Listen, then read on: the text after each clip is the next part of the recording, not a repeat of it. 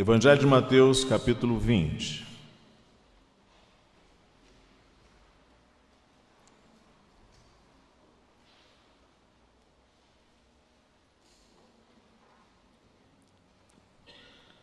Os versos a partir também do verso 20.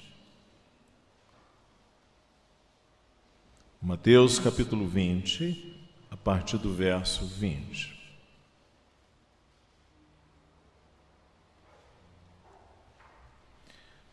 Então se chegou a ele a mulher de Zebedeu com seus filhos e, adorando-o, pediu-lhe um favor.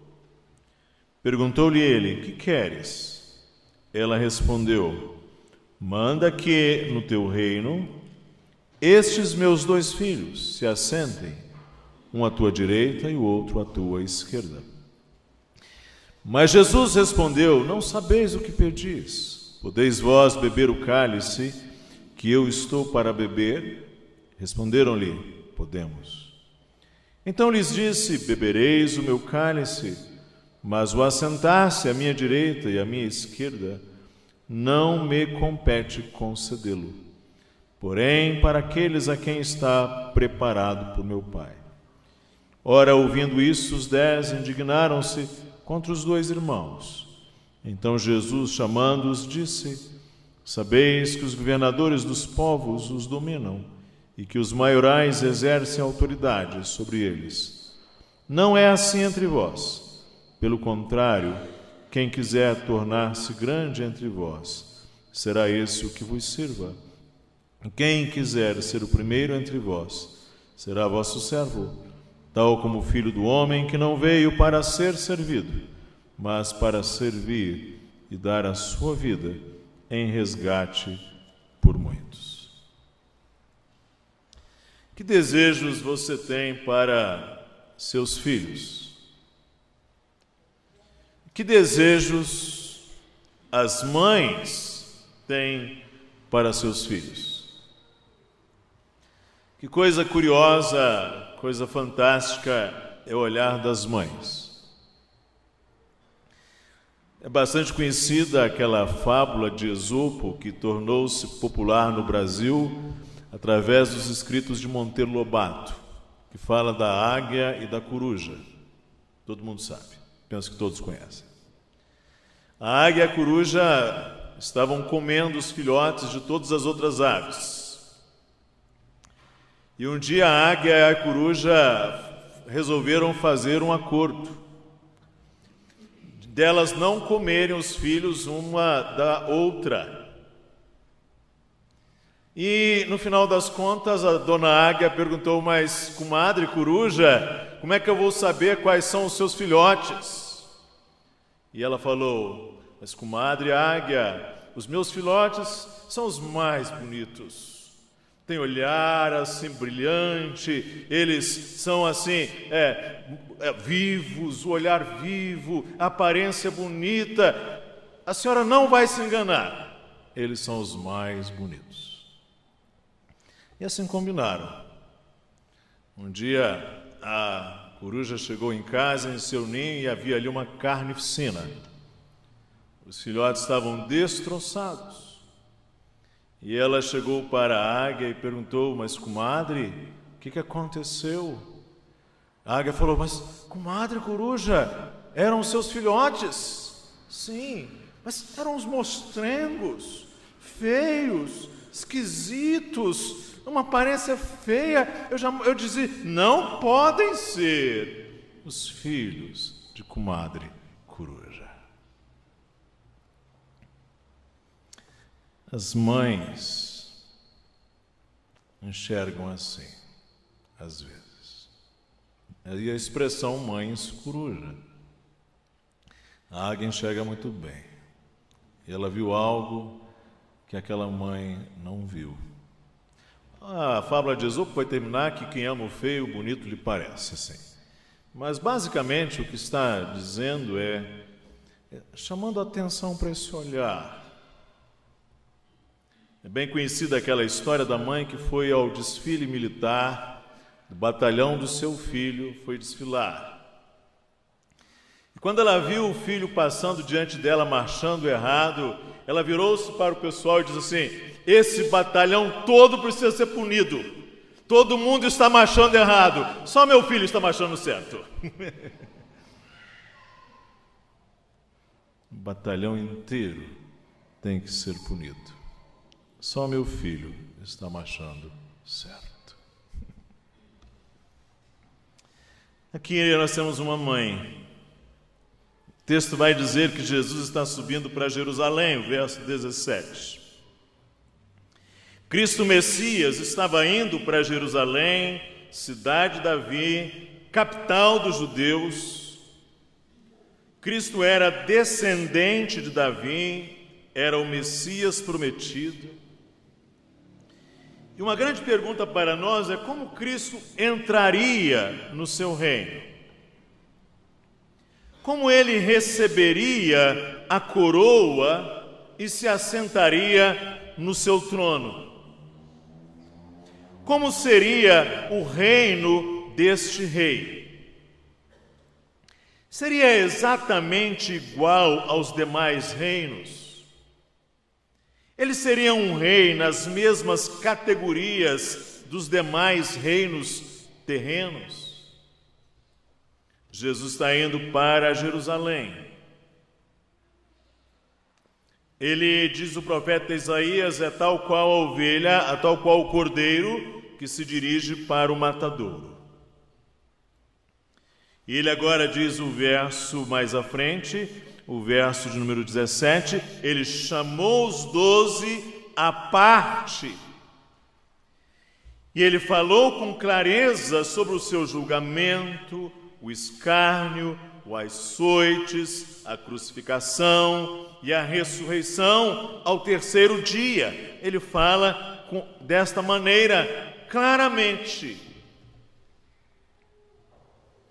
Nesse momento, acabado de falar sobre o seu julgamento, escárnio, açoites, crucificação, a sua ressurreição, que estava para acontecer alguns momentos ali na frente, em Jerusalém, ao pedido da mãe dos apóstolos Tiago e João. Os versos 20, vai chamá-la de mulher de Zebedeu.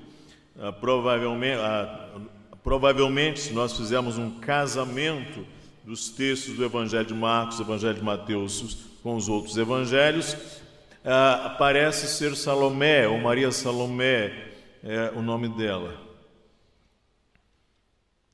Zebedeu era, aliás, provavelmente eles eram parentes de Jesus.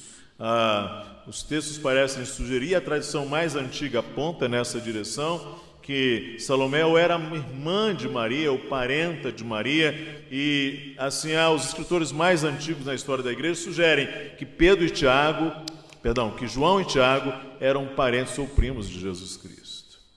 Zebedeu era um pescador do mar da Galileia, tinha sua esposa, seus 2 filhos eram João e Tiago, também pescadores, que agora serviam a Cristo nesses últimos anos como discípulos de Cristo. E João já havia sido discípulo de João Batista. Ela veio fazer um pedido, mas interessante, em algum momento não fica muito claro, inclusive pelos outros evangelhos, se o pedido é dela ou dos filhos. Ao que tudo indica, era dos 3, assim. Jesus fala, aliás, no plural: o que queres? Não sabeis? Então parece que estavam os 3, a mãe e os 2 filhos, unidos neste pedido. Diz que ela aproximou-se de Jesus, e é interessante, adorando-o. O judeu só adora a Deus, mas adorou a Cristo, e perguntou: Jesus, que queres? E o pedido dela está aí no verso 21. Manda que no teu reino estes meus 2 filhos se assentem, um à tua direita e o outro à tua esquerda. Preste atenção. Tem Deus Tem Jesus, o Messias, ao lado de Deus, e ao lado de Jesus, os dois filhos dela. No reino, ao lado do trono, os filhos dela. Há coisas boas cercando esse episódio. Primeiro, é uma mãe protegendo seus filhos. Já de alguns meses ajuda uma pessoa que foi encontrado no dia do nascimento, morrendo, os cães estavam lambendo essa pessoa. Eu ajudo essa pessoa já há alguns meses. Há mães que abandonam os seus filhos. Isso aqui tem uma mãe protegendo seus filhos. Isso em si é bom. A segunda coisa boa aqui nesse episódio é que esses filhos estão ao lado de sua mãe, com seus dois filhos, diz o texto. E esses dois filhos já eram adultos, e eles estão ali ao lado de sua mãe. Isso é bom.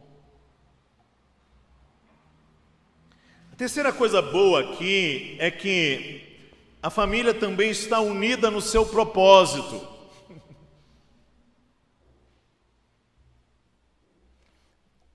Ela adorou a Jesus, isso também é bom. E uma outra coisa muito importante, ela crê que Jesus seria rei e que tinha os direitos para tanto. Ela também crê nisso. Então há coisas boas cercando esse episódio. Mas Jesus censura o pedido deles. Jesus diz assim: não sabeis o que pedis. Podeis vós beber o cálice que eu estou para beber? Responderam-lhe: podemos. Então lhes disse: bebereis o meu cálice, mas o assentar-se à minha direita e à minha esquerda não me compete concedê-lo. É, porém, para aqueles a quem está preparado por meu Pai. Ora, ouvindo isto, os 10 indignaram-se contra os dois irmãos. Havia ali, naquele pedido, uma disputa por primazia, uma disputa de poder, uma disputa de notoriedade e grandeza. Tanto é assim que, quando os demais 10 apóstolos ouviram esse pedido, indignaram-se, diz o verso 24, contra os dois irmãos. Indignaram-se porque também, de certa maneira, isto fez com que eles se sentissem ressentidos. Uma coisa interessante com João e Tiago é que eles estavam dispostos a pagar o preço para alcançar aquele lugar de sentar-se à direita e à esquerda de Jesus. Jesus pergunta: vocês estão dispostos a experimentar, beber o cálice que eu estou para beber? A expressão cálice, os judeus entendiam bem, é alguma cota de sofrimento. Então vamos lá, vocês estão dispostos a beber o cálice? Eles disseram: beberemos, podemos. Então Jesus lhes disse: bebereis o meu cálice, mas o assentar-se à minha direita e à minha esquerda não me compete concedê-lo. Então é interessante. Eles queriam a grandeza e o poder, mas não sem custo. Eles não eram acomodados, não eram relapsos, não eram negligentes, não eram indolentes.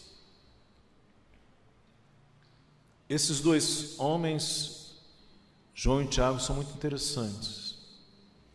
Uma vez Jesus estava vindo lá da Galileia em direção à Judéia, e ele resolveu passar no território dos samaritanos. Quando ele ia chegando numa aldeia dos samaritanos, aqueles habitantes daquela aldeia, daquele povoado, não deixaram Jesus entrar na sua aldeia.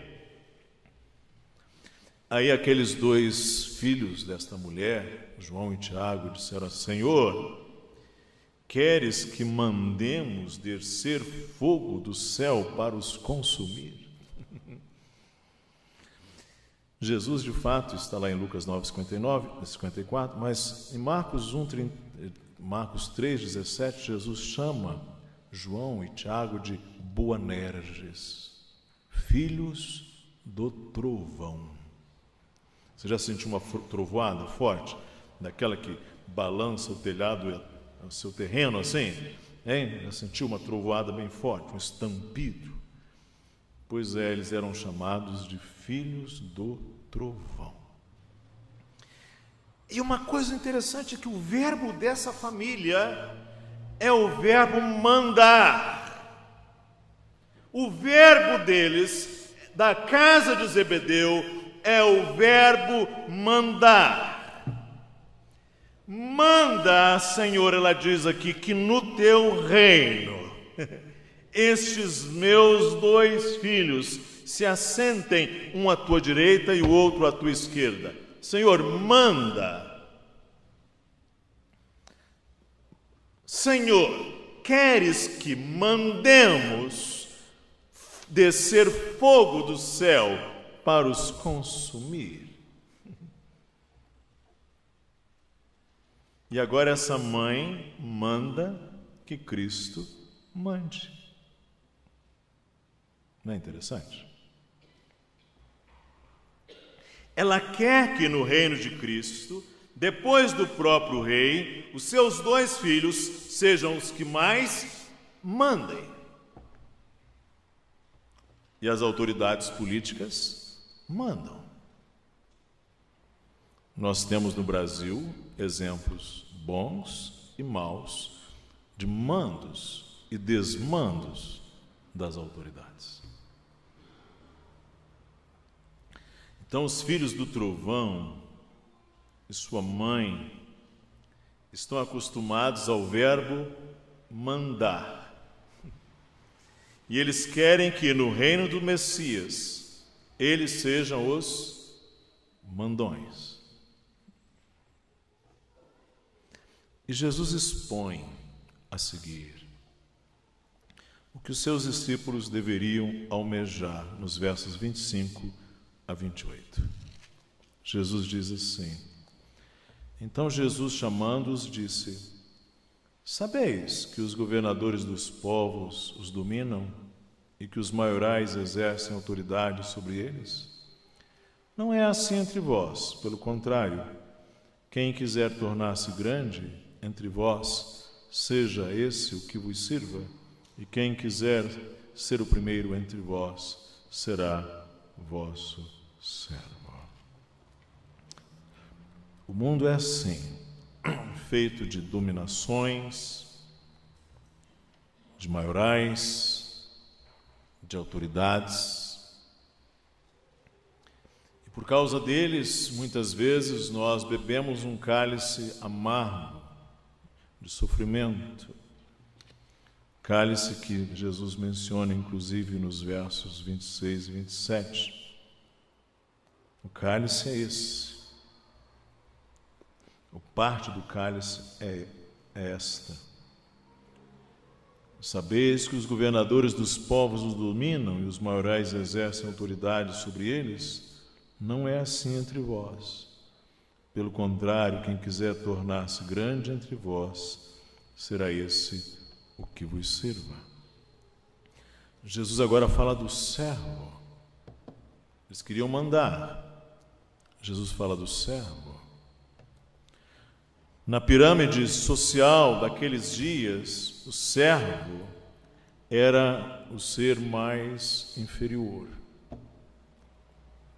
O servo não mandava, o servo era mandado. O servo obedecia. O servo era o que obedecia. Quando se tem direitos, então se ordena. Mas o servo não tinha direitos a pleitear, tinha deveres. Embora o servo pudesse suplicar graça e misericórdia, sim, o servo pudesse suplicar do seu Senhor graça, misericórdia, cabia ao servo servir e obedecer, porque o Senhor era outro. Jesus fala que eles deveriam almejar ser servos. Que o maior pedido que aquela mãe poderia fazer é que os seus filhos fossem servos. E isso era um cálice, ou fazia parte do cálice. E aí Jesus observa que está indo para Jerusalém, que é tratado como alguém que vai ter um reino. Jesus subverte as expectativas e se apresenta como um rei servo. Ele diz assim: tal como o Filho do Homem, que não veio para ser servido, mas para servir e dar a sua vida em resgate de muitos. Isso é um escândalo. O Messias ser um servo, para o judeu era um escândalo. De fato, era escandaloso o Messias ser o hiperetes, escravo da casa, o mais insignificante, lavar os pés dos convidados. Como faz isto? Isso é escandaloso. Um rei que lava os pés dos convidados.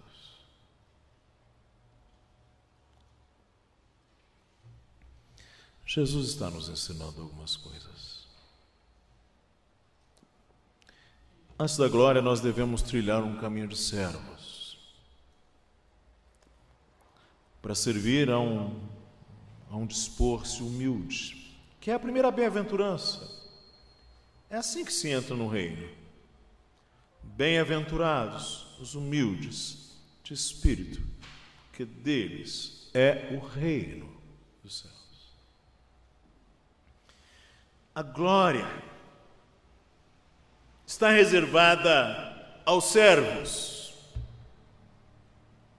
A glória está reservada aos humildes. Lutero compreendeu bem isto na sua teologia da cruz, que se contrapôs à teologia da glória, tão comum hoje no evangelho triunfalista que nós vemos ao nosso redor. E sabem, irmãos, quem melhor conduz mesmo é aquele que sabe servir. Sempre assim. Quem melhor conduz é quem tem aquele olhar, aquela capacidade de saber servir. Dona Nadia e eu fomos assistir o filme de Winston Churchill, este último, lá em São Paulo. E é interessante, no auge da crise da Segunda Guerra, do bombardeio alemão, quando aquele primeiro-ministro não sabia as decisões mais cruciais a tomar, e o seu gabinete lá, o parlamento estava em polvorosa, com que atitude tomar diante de Hitler para fazer a contenção daquele homem ensandecido? Tem uma cena muito interessante. O Churchill veste as suas roupas comuns e desce até o metrô de Londres.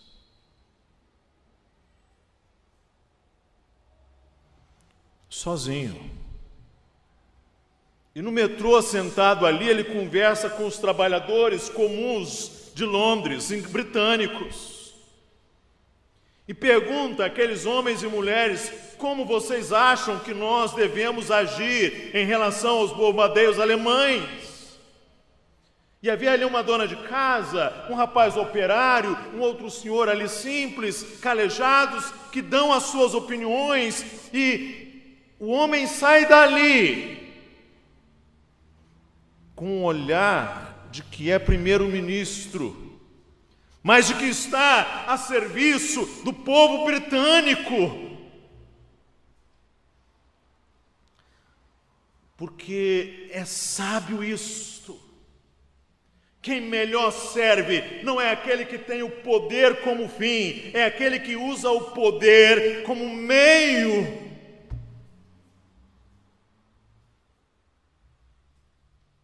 Que lamentavelmente nós não estamos vendo em nosso país aí. E essa vergonha, essa sujeira que nós vemos em nosso país. Quadrilhas, verdadeiros bandidos que usam o poder como fim.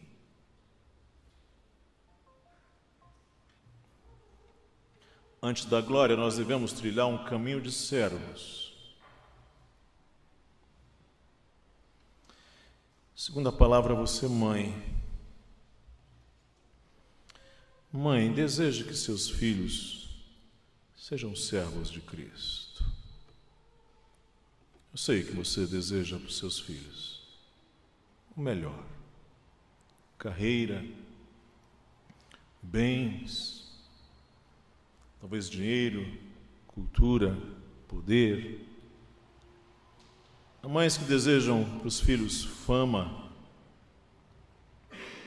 Há mães cujos olhos de coruja olham os seus filhos e dizem: são os mais lindos. Que sejam os que mandam, que sejam os primeiros. Sabe, irmãos, os filhos são diferentes. Os corações dos filhos são diferentes.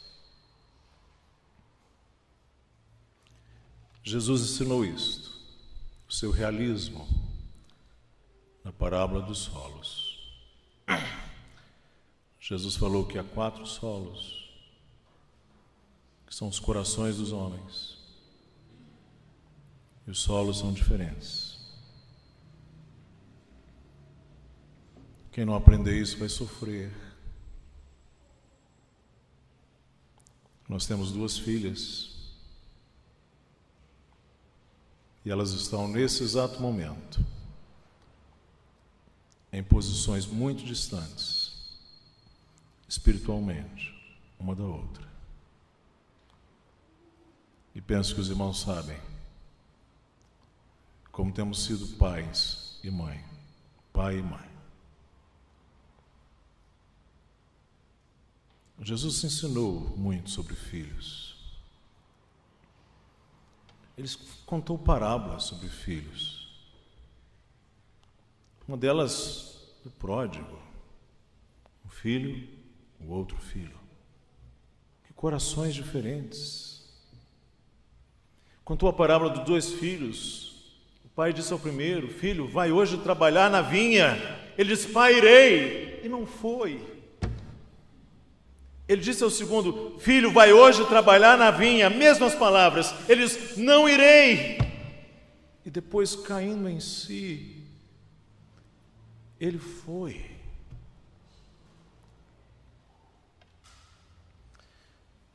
Deixa eu dizer uma coisa para você aprender, se ainda não aprendeu. O futuro de seus filhos não está inteiramente em suas mãos. Está apenas nas mãos de Deus. E você não é Deus. Você pode ser uma mãe tomada desse desejo de Salomé, que os seus filhos se assentem, um à direita, outro à esquerda, que sejam eles que estejam mandando no reino. Você pode ser um pai zeloso, mas os seus filhos, o futuro deles, em algum momento vai escapar das suas mãos. É preciso colocá-los diante de Cristo, para que um dia eles e Cristo resolvam as coisas entre si.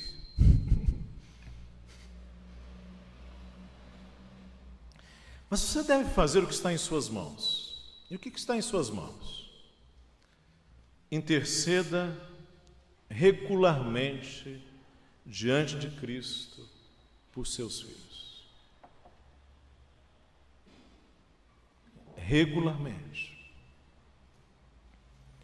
Ore, mencione nomes e explicite diante de Deus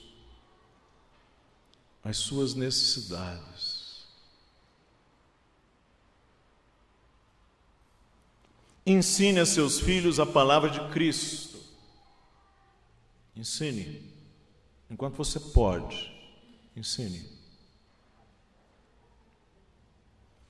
E ensine-os a servir a Cristo. Certamente há um caminho à frente, que caberá aos filhos e a Deus, somente a Ele, a eles. Não sei se você sabe o futuro de Tiago e João. Ela pediu, né? Essa mãe, essa mulher galileia, essa mãe, ela pediu pelos 2 filhos.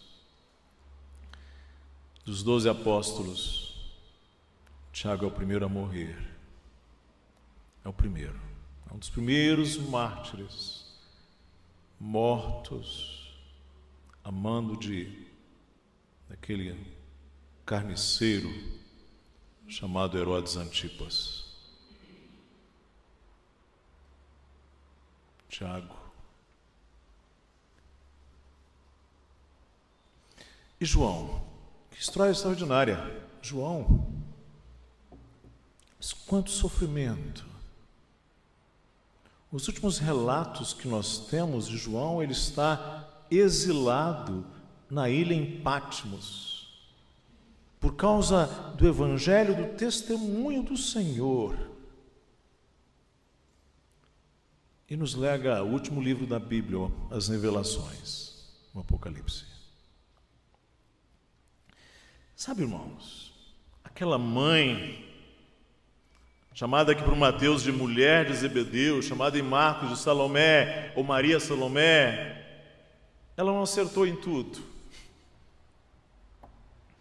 Aliás, mãe nenhuma acerta em tudo. Talvez você não saiba, mas você não acerta em tudo.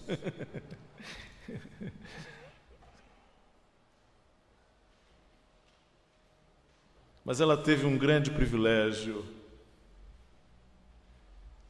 Seus filhos tornaram-se 2 nomes nos alicerces da igreja cristã. A igreja católica vai chamar Santa Maria Salomé, né? Canonizou-se. Mas nós não sabemos, sabe? Eu não sei se por ocasião da glorificação, quando Cristo estiver, então, no seu reino de glória, eu não sei se os 2 filhos desta mulher estarão assentados lá ao lado de Cristo. Ninguém sabe. Mas ela teve um grande privilégio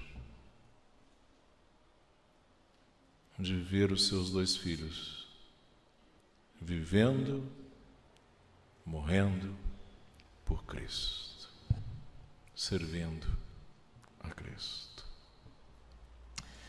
Eu finalizo dizendo que Jesus, sendo nosso Rei, Ele nos serviu, porque o Filho do Homem, que não veio para ser servido, mas para servir e dar a sua vida em resgate de muitos. E lavou os pés dos discípulos. O apóstolo dirá que, achado em forma humana, tomou a forma de servo e deu a sua vida por nós, dar a sua vida em resgate por muitos. Cristo serviu a mim,